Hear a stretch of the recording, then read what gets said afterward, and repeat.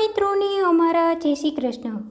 તમારા બધાનું અમારી ચેનલ વ્રત કથા પંચાંગમાં અમે હાર્દિક સ્વાગત કરીએ છીએ. આ વખતે ફાગણ સુદ પૂનમના દિવસે ચંદ્રગ્રહણ થવા જઈ રહ્યું છે અને ભારતમાં તે દેખાવાનું છે, માટે તેનું સૂતક પણ પાળવાનું રહેશે. આ ચંદ્રગ્રહણ કઈ તારીખે છે, કેટલા વાગે છે, તેની સંપૂર્ણ માહિતી અમે તમને આ વિડીયોમાં આપીશું. જો તમને અમારી આ માહિતી ગમે તો તમે અમારા વિડીયોને લાઈક કરી, શેર કરી અને અમારી ચેનલને સબસ્ક્રાઈબ જરૂર કરી દેજો.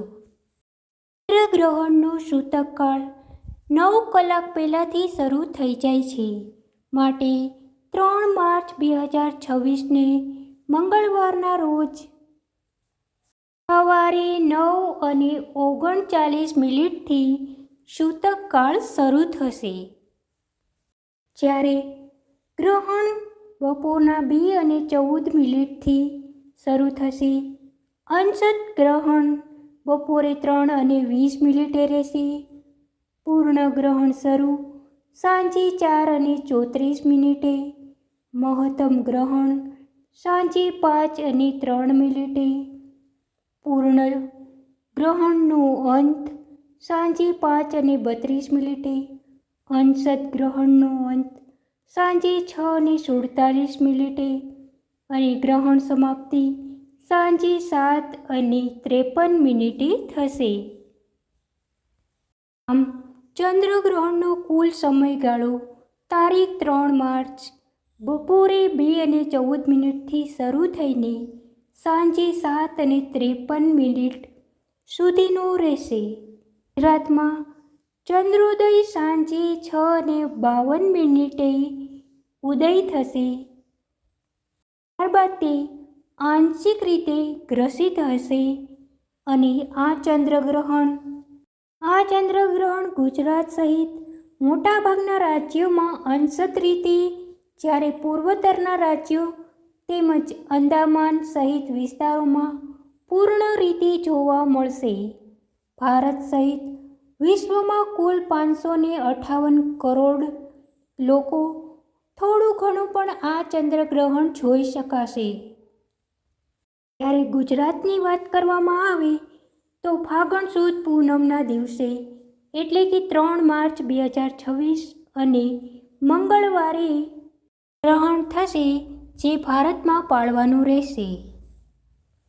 ગ્રહણના સમયમાં લોકો મંદિરમાં પડદા કરી દે છે તથા ભોજનની વસ્તુ, પીવાનું પાણીમાં ડાઘ મૂકી દે છે અથવા તુલસીના પત્ર મૂકી દે છે. આ રીતે વસ્તુની શુદ્ધિ કરે છે. ગ્રહણ સમય દરમિયાન પ્રભુનું ભજન અને ભક્તિ કરવામાં આવે છે.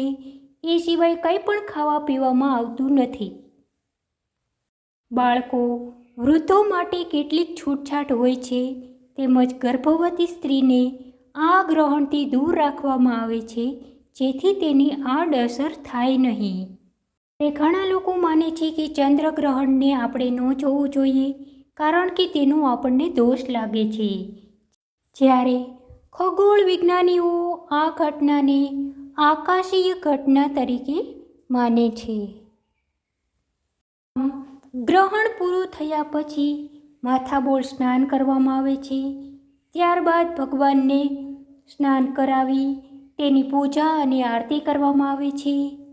પીવાનું પાણીને બદલવામાં આવે છે અને ત્યારબાદ જ કોઈ અન્ન જળ ગ્રહણ કરવામાં આવે છે.